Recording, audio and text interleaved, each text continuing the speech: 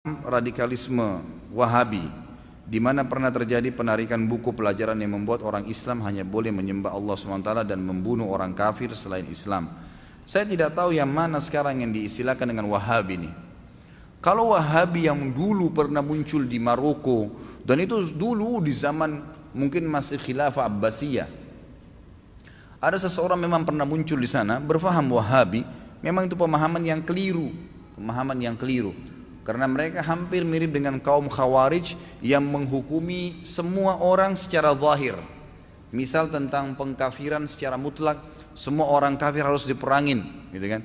Atau orang yang tidak sefaham dianggap kafir. Tapi itu sudah habis, udah nggak ada pemahaman itu.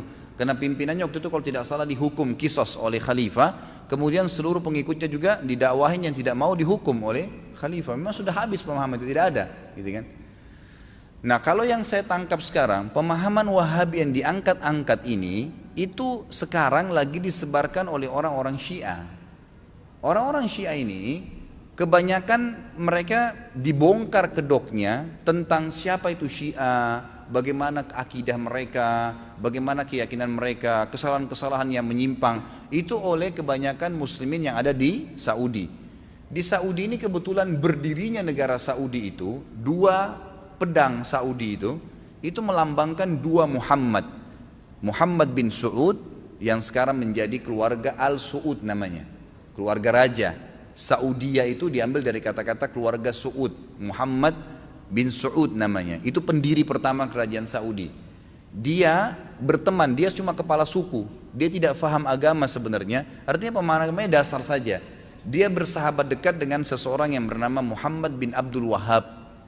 Muhammad bin Abdul Wahhab ini seorang ulama besar dulu di sana, gitu kan, di Jazirah Arab ini. Dan dialah yang bersatu dengan Muhammad bin Saud ini, kemudian mulai menghilangkan pemahaman-pemahaman syirik, orang yang menyembah kuburan, kan gitu, beragam macam kesyirikan yang terjadi, orang banyak menyembah berhala, kembali dihilangkan dengan dia. Nah, termasuk sangat banyak waktu itu meluruskan pemahaman muslimin tentang dan membongkar kedoknya orang Syiah. Nah, orang-orang Syiah ini sekarang melempar istilah Wahabi yang dulu salah itu kepada orang-orang Sunni yang ada di Saudi. Makanya kebanyakan orang bilang, oh Saudi itu pemahaman Wahabi. Nah, di sini tergantung persepsi apa. Kalau yang dianggap Wahabi dulu yang pertama ini salah, nggak ada. Karena itu pemahamannya jauh dari Sunnah Nabi SAW dan tidak ada itu. Tapi yang saya tangkap sekarang pemahaman Wahabi ini yang dianggap orang-orang Syiah karena banyak disebarkan, dibongkar kedoknya sampai MUI keluarin buku sesatnya ajaran Syiah itu kan. Nah, mereka tahu yang membongkar ini ahli Sunnah dan sumbernya di Saudi sekarang. Maka mereka menakut-nakuti muslimin, mengatakan itu pemahaman Wahabi, hati-hati. Seperti itulah. Itu yang saya tangkap. Jadi kalau yang dimaksud dengan Wahabi ini adalah istilah yang dipakai orang-orang Syiah untuk menyudutkan kaum muslimin Sunni yang ada di Saudi, maka itu jelas salah. Nggak mungkin, gitu kan? Itu jelas salah. Jadi itu tidak benar. Apakah boleh gambar muka setengah